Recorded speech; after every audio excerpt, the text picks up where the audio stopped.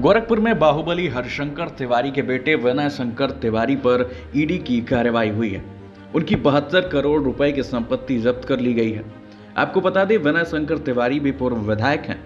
हरशंकर तिवारी का यूपी की राजनीति में बड़ा रसूख रहा है। ऐसे में कार्रवाई को अलग नजरिए से देखा जा रहा है और इस कार्रवाई के बाद सियासी गलियारे में भी हलचल बढ़ गई है।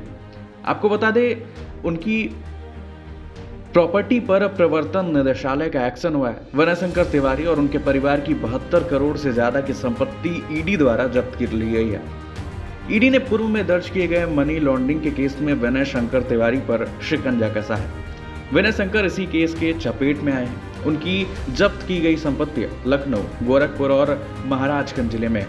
बाहुबली हरशंकर तिवारी के बेटे विनय शंकर तिवारी गोरखपुर के चिल्लूपार विधानसभा सीट से बसपा से एमएलए रहे हैं। हरशंकर तिवारी का यूपी की राजनीति में लंबे समय तक दबदबा रहा। पिछले दिनों उनका निधन हो गया। अब हरशंकर तिवारी के बेटे पर केंद्रीय एजेंसियों की कार्रवाई शुरू हो गई है।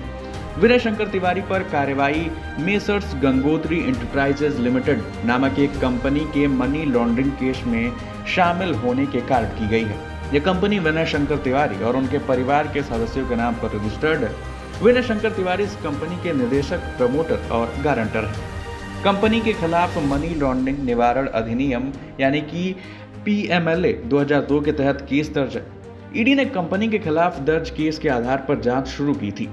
ईडी को जांच के दौरान पता चला कि गंगोत्री एंटरप्राइजेज लिमिटेड ने अपने प्रमोटरों, निदेशकों और गारंटरों के साथ मिलकर धोखाधड़ी से बैंक और क्रेडिट सुविधाओं का लाभ उठाया है। बैंक ऑफ इंडिया और 7 अन्य बैंकों के कंसोर्टियम से 1129.44 करोड़ रुपए लोन लिए गए हैं। इस लोन का भुगतान नहीं किया गया।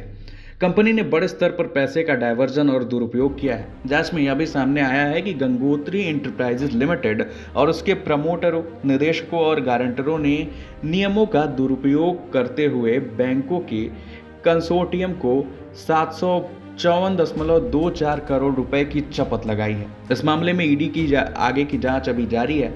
माना जा रहा है कि कई अन्य संपत्तियों पर भी शिकंजा कसा जा सकता है।